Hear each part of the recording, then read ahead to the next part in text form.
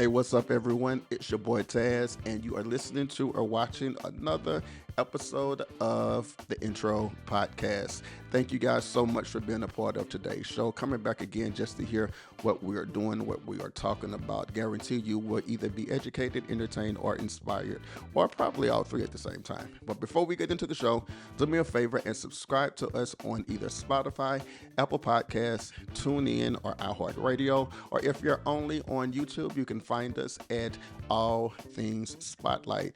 And while you're on social media, you can subscribe to our social media at All Things Spotlight. Also, that's across all the platforms. So we appreciate you guys for being a part of this show on today. From lawsuits sliding into DMs to hip-hop moguls losing their empire, today proves that fame does not leave anyone untouchable. Today we're diving into two big stories. Cassie's accuser getting the go-ahead to serve a lawsuit in pretty much any way possible, and Dame Dash's assets being auctioned off. Both stories show how fame doesn't protect you from real-world problems. Let's get into it. Okay, so traditionally, this is the situation. If you're suing someone, you've got to serve them papers in person, which means wherever they are, whether they're in the store, in the church, in the club, on the street, or whatever, you literally have to walk up to them and physically give them papers and be like, you've been served.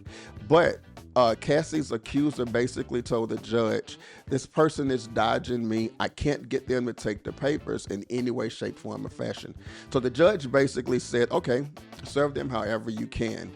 This is huge because now, instead of just waiting around for someone to answer a door, you can serve these papers through email, social media, or even mailing it to the last known address. Imagine this, waking up in the morning and you're checking your social media because you've sent a DM to somebody to do business, or you're waiting to see if fans have checked out your latest project. And whenever you open your Instagram, Facebook, TikTok, or whatever, the first message you see is, you've been served.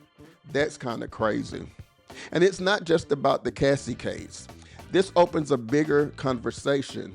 Should lawsuits be able or allowed to be sent through digital channels? On one hand, it does make sense because people can't just hide forever. On the other hand, it's just kind of weird that, you can wake up in the morning and you be served through Facebook. That's ridiculous.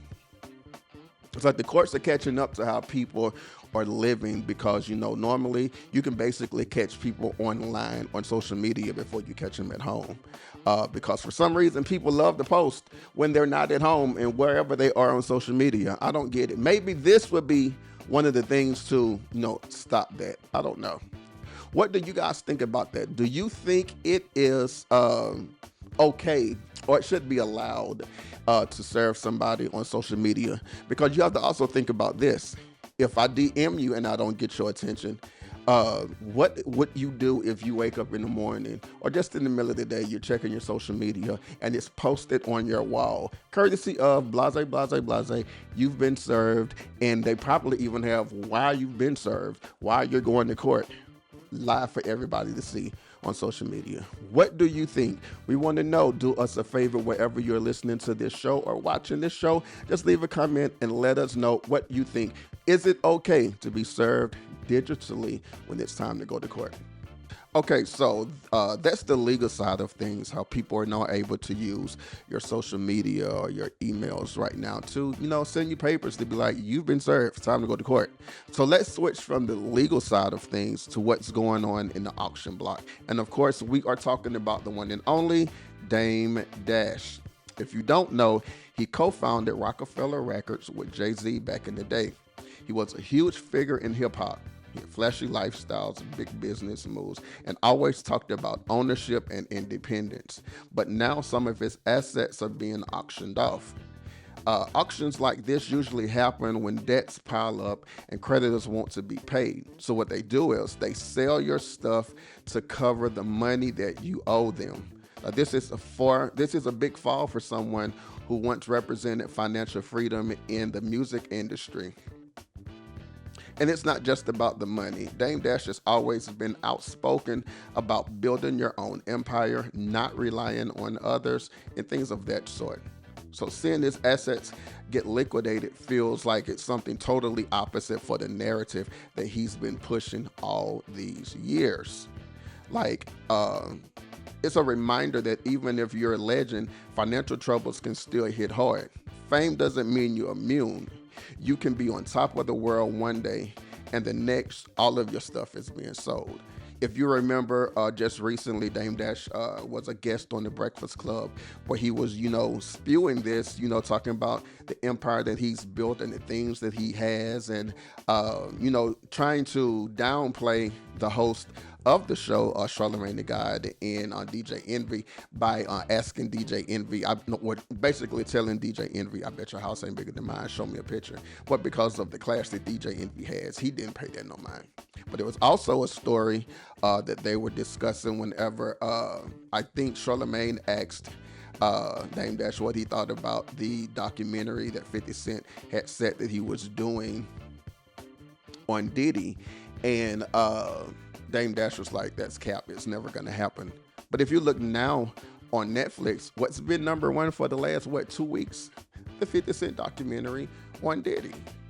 And there's a plethora of other stories. I know while he was on there, he was talking about he was about to become the CEO of Revolt, which is Diddy's TV network. He was supposed to become the CEO of that, but even during that interview, people that worked for Revolt basically came out and done a fact check and was like, no, this is not true. So my thing is this: you've been building your life, your entire life. Now, at the beginning, I understand you probably had it and you were that person that you portrayed to be. But now you're in a situation to where everything that you've said and everything that you're saying about other people is coming back to haunt you. I think that somewhere along the lines, you probably made some really bad financial choices. You made some mistakes, and I think that people are allowed to make those mistakes. But it's one thing to make the mistakes and own up to them, but it's something totally different to make the mistakes and act like they were never made in the first place. Again, he formed, or he was one of the co-founders for Rockefeller Records. And you look at Rockefeller, you look at Jay-Z and the life that he's leading now with all of the success that he's had over the years. And I don't remember a time where Jay-Z had to have all of his assets sold on the auction block because of money he owed to creditors or IRS or whoever it was, allegedly. I don't know. If I'm wrong, I'm pretty sure you guys will let me know in the comments. But for you to be this person who have been pushing a narrative all your life that you have everything together, you're a businessman, it just kind of surprises me now that you owe enough money that your assets are being sold on the auction block. It's just one of those things where you never know what the future holds, which is why you have to be careful how you treat people, how you talk about people, and what you say about them when you talk about them. Because if you know that things are not right for you, eventually what you're saying about others is definitely going to come back and hunt you, because you're going to have to answer to what you're saying about other people. So what do you think? Should lawsuits be allowed through Instagram, Facebook, TikTok, and email? And does Dame Dash's situation change how you view his legacy in hip hop? Hit us up. We want to hear from you. At the end of the day, the spotlight doesn't just shine, it exposes. And these stories prove that being famous does not mean you're untouchable. Fame might shine bright, but it doesn't hide the mess, whether it's lawsuits or money problems. So, if you would like to keep up with this story and more stories just like it, come back to the Intro Podcast. Follow us on all social media at All Things Spotlight. Catch us on Spotify, Apple, iHeartRadio, and even tune in under the Intro Podcast. We'll be back with more breakdowns, headlines, and more talk, so stay tuned. It's your boy Taz. Thank you for tuning in to the Intro Podcast.